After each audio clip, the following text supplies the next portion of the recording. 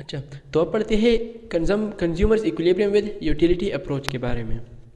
तो इसकी कुछ डेफिनेशंस है, पहले उसे देख लेते हैं।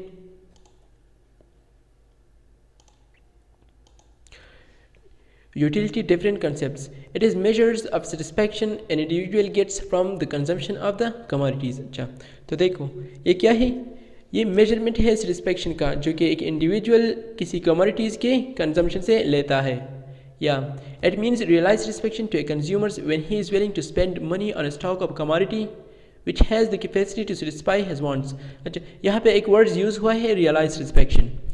एक रियलाइज सेटिस्फेक्शन होता है और एक एक्सपेक्टेड सेटिस्फेक्शन होता है। रियलाइज सेटिस्फेक्शन वो होता है जिसमें एक कमोडिटी जो है वो आपके पास हो, आपने ख़रीदी हुई हो और आप उसे कंज्यूम कर सकते हैं। एक्सपेक्टेड सेटिस्फेक्शन में कमोडिटी जो है वो कंज्यूम नहीं हुई है होती है, यानी आपने उसे ख़रीदा नहीं होता है, लेकिन जो कंज्यूमर जो है वो फिर भी चाहता है कि उसे ले सके, ख़रीद सके। तो it means realize satisfaction to a consumer when he is willing to spend money on a stock of a commodity which has the capacity to satisfy his wants।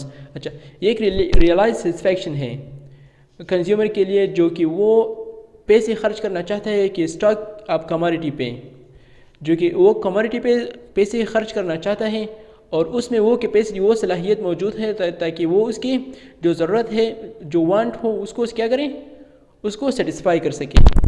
In other words, it is a measurement of usefulness that a consumer obtain from any good। अच्छा, it is a measurement। अच्छा, ये एक measurement है usefulness का जो कि एक consumer किसी भी गुड से ले सकता है। A utility is a measure of how much one enjoys a movie, favorite food or other goods। अच्छा, देखो यहाँ पे क्या है, यूटिलिटी कुछ भी हो सकती है, लेकिन जैसे कि utility is a measure of how much one enjoys a movie, जैसे कि किसी ने एक मूवी जो है उसको कितना एंजॉय किया, उसकी फेवरेट फूड को कितना एंजॉय किया, या कोई और goods. It varies with the amount of desires. Yo the amount of desires है, ये क्या हो सकती है, ये मुख्तलिफ हो सकती है, ये डिफरेंट हो सकती है, ये डिफरेंट होती है। A commodity has utility for consumers even when it is not consumed। अच्छा, कमोडिटी, किसी भी कमोडिटी में उसकी यूटिलिटी होती है, हालांकि अगर वो कंज्यूम्ड ना भी हुई हो। लेट सपोज अगर किसी शॉप में कोई कमोडिटी मौजूद हो और आपने इसी को ख़रीदा भी ना हो, तब भी उसमें वो सलाहियत मौजूद होती है, यानी उसकी यूटिलिटी मौजूद होती है। Further, the same commodity has different utility for different person and also the same person at different points of time। अच्छा, देखो यहाँ पे सेम कमोडिटी जो है उसमें डिफरेंट यूटिलिटी, यानी सेम कमोडिटी में डिफरेंट यूटिलिटीज़ होती है सेम डिफरेंट पर्सनस के लिए। यानी एक पर्सन जो है उसे लाइक करता होगा, दूसरा डिसलाइक करता होगा, एक को ज़्यादा पसंद होगा, दूसरे को ज़्यादा पसंद नहीं होगा। And also the same person at different points of time, और एक पर्सन के लिए भी वो यूटिलिटी जो है वो सेम नहीं हो सकती, डिफरेंट पॉइंट्स ऑफ टाइम। यानी लेट सपोज अगर आप कुछ खाना चाहता हो, अगर आप उसे लगातार खाते रहो तो आप क्या होगा, जो सेटिस्फेक्शन आपको मिलता रहेगा वो उसमें क्या होगी, कमी होगी। लेट सपोज अगर तुम किसी रेस्टोरेंट में चले जाओ और अपना फेवरेट फूड ऑर्डर करो, तो आपका एक्सपीरियंस क्या होगा, या तो वो फूड जो है वो आपका टेस्ट जो है वो सेटिस्फाई कर सकेगा या नहीं। तो दूसरे दिन अगर आप किसी दूसरे रेस्टोरेंट में चले जाओ और वही सेम फूड जो है वो ऑर्डर करो, तो क्या वो एक्सपीरियंस जो है वो सेम होगा जैसा कि पहले रेस्टोरेंट में था। तो वैसा भी हो सकता है और वैसा नहीं भी हो सकता। इसी तरह अगर तुम अपना फेवरेट आइसक्रीम खाओ तो तुम खुश रहोगे, और अगर तुम उसे दोबारा खाओ तो तुम फिर भी खुश रहोगे, और अगर तुम उसे तीसरी बार या चौथी बार खा लो तो क्या तुम खुश रह पाओगे, नहीं। खुश रह पाना मतलब आप इससे उतना ही सेटिस्फाई हो पाओगे जितना कि पहले बार हुए या दूसरी बार हुए, तो नहीं। Utility is a measure of how much one enjoys a movie, favorite food or other goods। It varies with the amount of desires। One can conclude the following conclusion। इसके लिए ये conclusion मौजूद है, जैसे कि utility of a good differs from one consumer to another। जैसा कि मैंने कहा कि एक कमोडिटी में जो यूटिलिटी होती है वो डिफरेंट पर्सन के लिए अलग अलग होती है, क्योंकि एक को ज़्यादा पसंद होती है, दूसरे को इतना पसंद नहीं होती। It keeps on changing for the same consumer due to change in the amount of desires। अच्छा, क्योंककंक्योंकि अगर एक ही कंज्यूमर के लिए वो क्या होती है, वो चेंज होती है। अगर आप उसे लगातार कंज्यूम करना चाहो तो उसमें क्या होगा, उसमें चेंज आता है। It should be equated with its usefulness. अच्छा, तो उसकी अफादियत से उसे इक्वेट नहीं किया जा सकता। इसके कुछ कैरेक्टरिस्टिक हैं। It is depend upon human wants,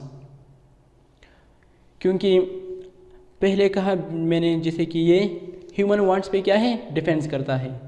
it is immeasurable. अच्छा, यहाँ पे देखो इमेजरेबल कैसे है, according to Allen, Higgs and Slutsky it can not be measured in number, क्योंकि ये it can not be measured in terms of number, क्योंकि इसको हम नंबर की टर्म्स में क्या मेजर नहीं कर सकते, तो इसलिए ये क्या है, इमेजरेबल है। A utility is a subjective, क्योंकि ये person to person, place to place and time to time क्या होता है, ये डिफरेंट होता है, तो इसलिए ये क्या है, सब्जेक्टिव है। इट डिपेंड्स ऑन नॉलेज, ये नॉलेज पे भी क्या डिपेंड करता है। अगर हम किसी चीज़ के बारे में नॉलेज इंक्रीज़ कर सकें तो उसकी यूटिलिटी इंक्रीज होगी। Let's suppose centuries ago solar system और exist but that give us less utility, लेकिन अब क्या है, अब साइंस और टेक्नोलॉजी ने तरक्की की है, एडवांस हुए हैं, तो उससे हमें उससे ज़्यादा यूटिलिटी मिल सकती है। यूटिलिटी डिपेंड्स अपॉन यूज़, तो ये यूज़ पे भी डिपेंड करता है कि एक कमोडिटी को हम किस तरह यूज़ कर सकते हैं या इस कमोडिटी को हम किस तरह यूज़ करेंगे। It depends on ownership. अच्छा, यह इस पॉइंट को देखो, जैसा कि मैंने पहले कहा कि ये ओनरशिप पे डिपेंड करता है। एक कमोडिटी को तुम उस वक्त कंज्यूम नहीं कर सकते जब तक तुम उसके मालिक नहीं हो जाते। जैसे कि एक कमोडिटी है, वो किसी शॉप में पड़ी है, आप तब तक उसे कंज्यूम नहीं कर सकते जब तक आप उसे ख़रीद नहीं लेते। तो ख़रीदना यानी ओनरशिप इसमें डिपेंड करता है। तो किसी चीज़ को कंज्यूम करने के लिए उसको ख़रीदना ज़रूरी है।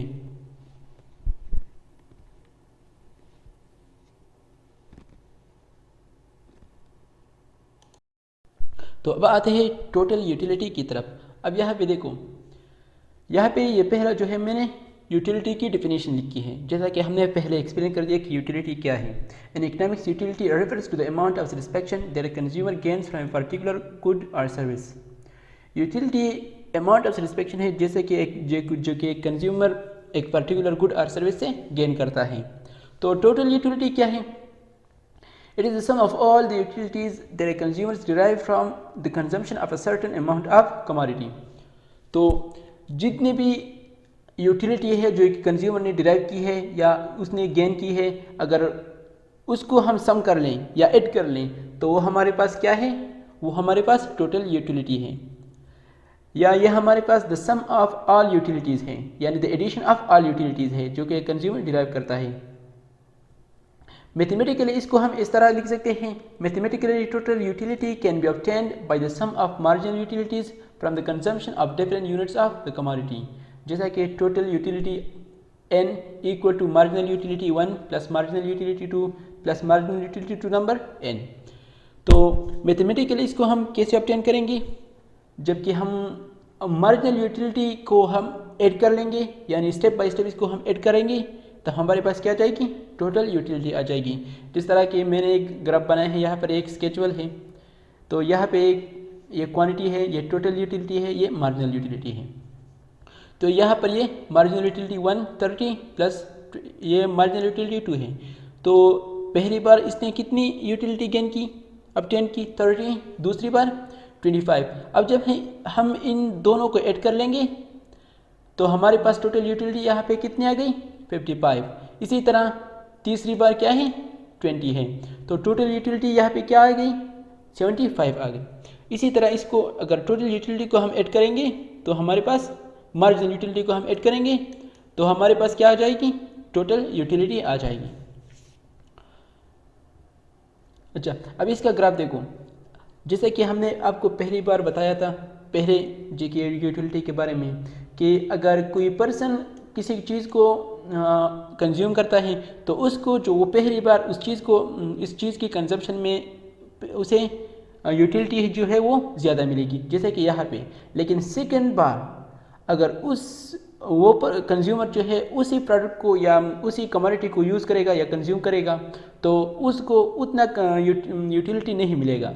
यानी पहली बार 30 फिर 25, इस तरह इसी का यूटिलिटी जो है वो डिक्रीज़ हो जाएगी।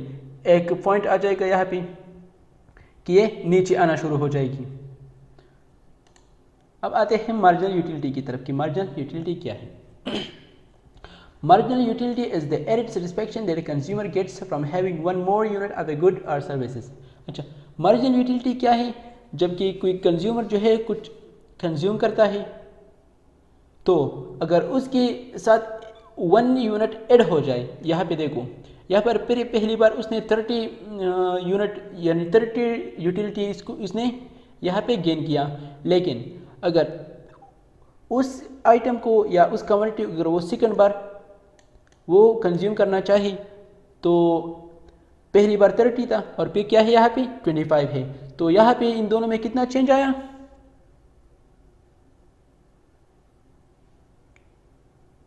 ये इसका क्या है, ये मार्जिनल यूटिलिटी है। Marginal utility can B positive, zero और नेगेटिव। अच्छा, मार्जिनल यूटिलिटी जीरो भी हो सकती है, पॉजिटिव भी हो सकती है और नेगेटिव भी हो सकती है। या marginal utility, it is the addition made to the total utility as consumption is increased by one more unit of the commodity। अच्छा,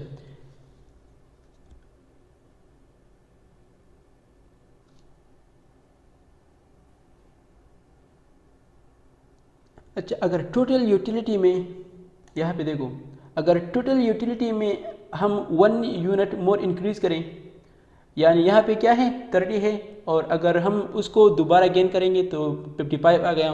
लेकिन इन दोनों में कितना चेंज आ गया, 30 to 55, तो ये हमारे पास कितना क्या आ गया, ये हमारे पास मार्जिनल यूटिलिटी आ गया।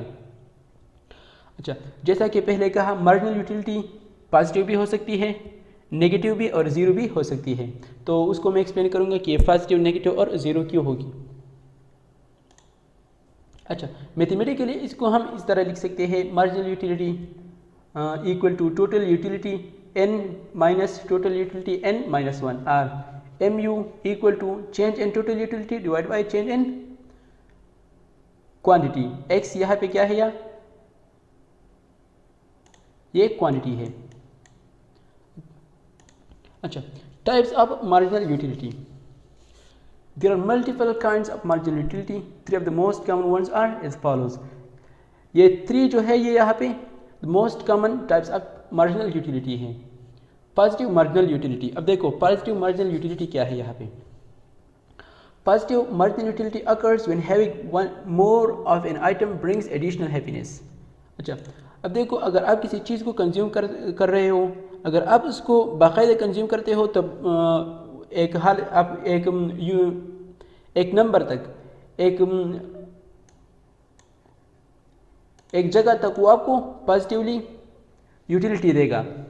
अब देखो यहाँ पे ये 8 तक हमें क्या देता है, ये हमें पॉजिटिव यूटिलिटी देता है। यहाँ पे लेट सपोज एक बंदा जो है वो केक कंज्यूम करता है, लेकिन अगर उसको दूसरी बार, तीसरी बार, चौथी बार या 5th बार भी वो कंज्यूम करता है तब उसको पॉजिटिव सेटिस्फेक्शन या पॉजिटिव यूटिलिटी मिलती है। यहाँ पे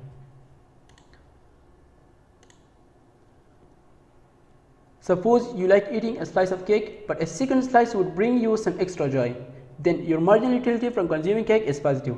अच्छा, अगर आपने एक केक खाया, दूसरा खाया, तीसरा खाया, लेकिन वो आपको क्या करता है, पॉजिटिव यूटिलिटी देता है। Zero marginal utility.